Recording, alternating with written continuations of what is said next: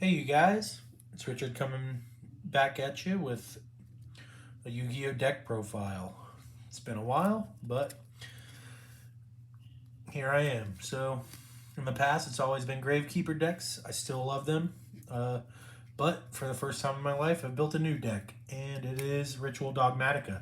So, I just want to get your guys' thoughts and opinions, criticisms and critiques on this Ritual Dogmatica build that I have working right now.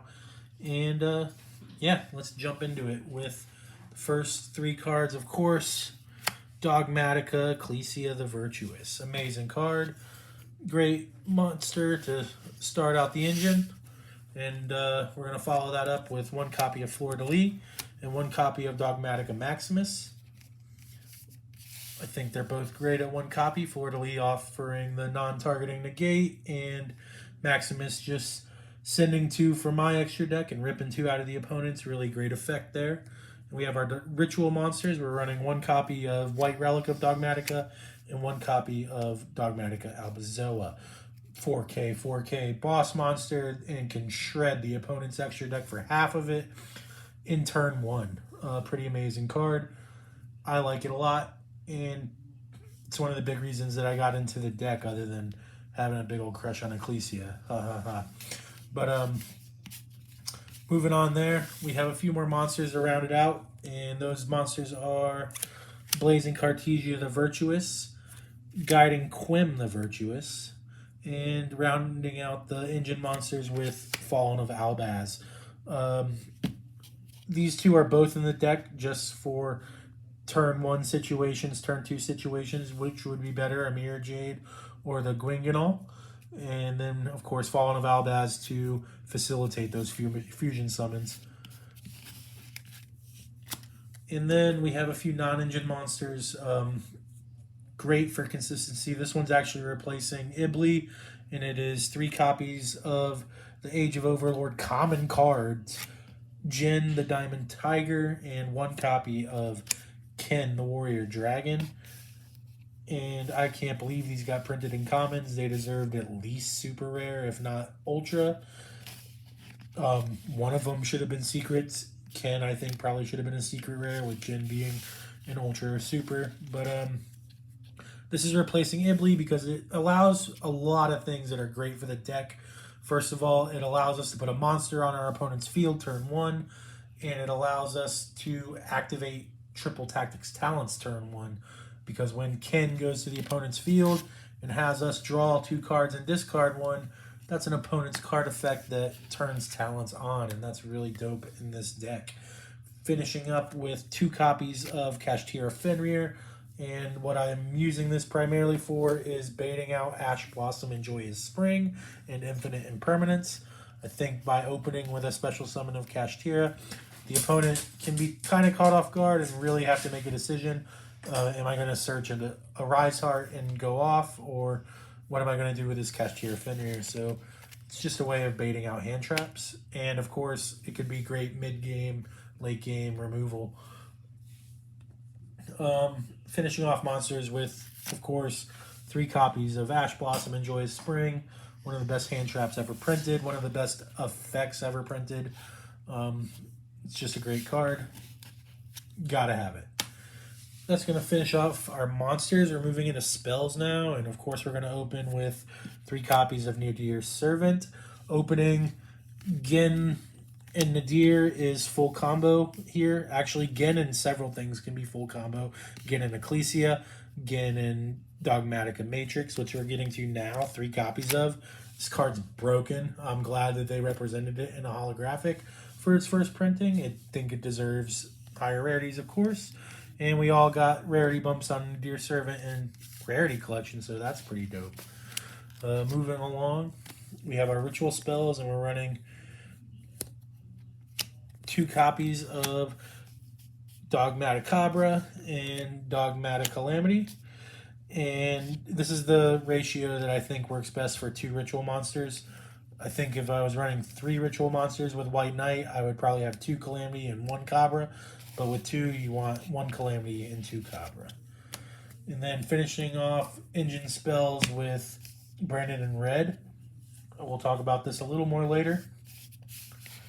And then we have a few non-engine tech spells and a couple copies of Ultimate Slayer. If there was 2 slots in the deck that could be changed, I would probably start with Ultimate Slayer.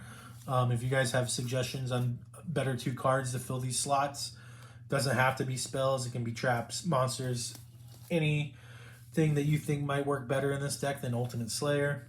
Let me know, but it's cool when it resolves, you know? Especially in the Dogmatika extra deck effect extravaganza. And finishing off spells with 2 copies of Triple Tactics Talent. Probably should be at 3 since I don't have any copies of Thrust. And 1 copy of Called by the Grave. Gotta have a way to negate the opponent's Ash Blossom. And then we're moving on to our traps real fast. We have 3 copies of Infinite Impermanence. Yeah, another great hand trap.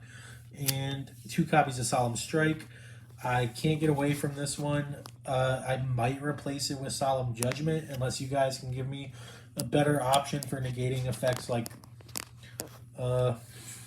well, as far as Solemn Judgment is concerned, I'm really been struggling with spell negation. I wanted to be able to negate things like Book of Moon, Book of Eclipse, Raigeki, anything that can just wipe my board turn 1. This deck really does lack in protection from spells. So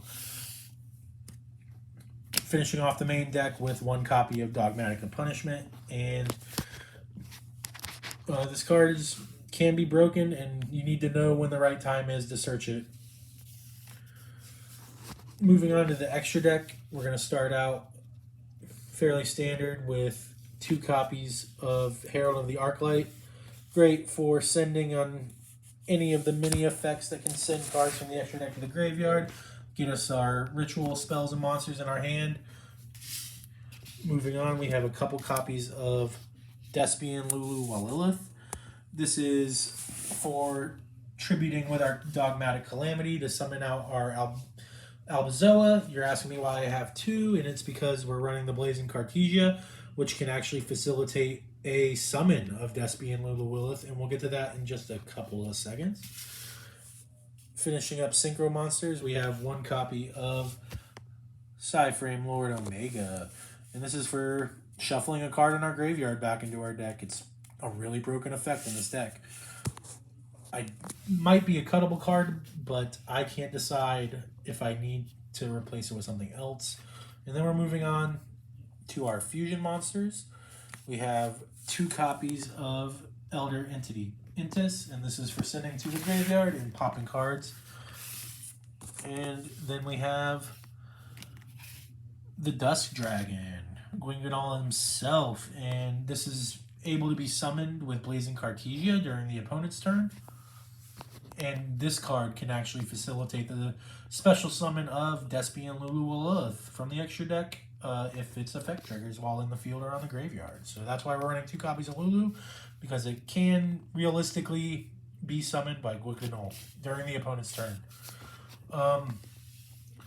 Next, we're running 1 copy of Garura. This is for getting a draw off if we need to. And then we're moving on to the Albaz monsters. We have 1 copy of Albion the Branded Dragon. This is for searching Branded and Red out of the deck during the end phase.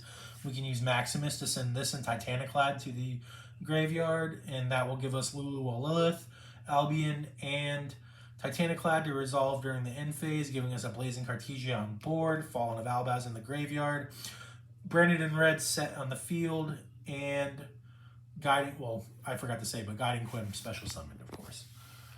And we can add Fleur de Lis to the hand with a Titaniclad, which is right here. We have 1 copy of Titaniclad the Ash Dragon, and finishing off fusion monsters with 1 copy of Mirror Jade the Ice Blade Dragon.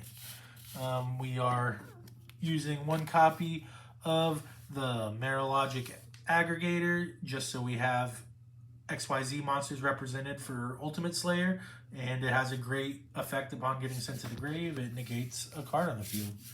And then moving on into Link monsters, we just have Almirage, which can be Link summoned using Jin as material, and then we can Link summon our Almirage into our Secured Gardener, which actually allows us to get our whole turn combo off. Secure Garden on board turn 1 is full combo and allows us to get the Mirror Jade out on our opponent's turn if we need to, or if it's more beneficial, we could always go with the Gwyngadal and try to get the Despy and Lulu Walleth on board. Can quickly go through the side deck. Obviously, side deck is different for everybody, and of course, this one's nowhere near perfect. If you have any options for the side, just let me know. It's 3 copies of Evenly Matched, 3 copies of Nibiru, 3 copies of Droll and Lockbird, which this deck also loses hard to, 3 copies of Artifact Lancia, and 2 copies of Lightning Storm and 1 Harpy's Feather Duster. So let me know what you guys think about this deck for Dogmatika Ritual, and if you guys have any suggestions, tips, critiques, or comments, just let me know down below. And hopefully I'll get back with you guys soon with another Yu-Gi-Oh video. This is Richard signing out, man.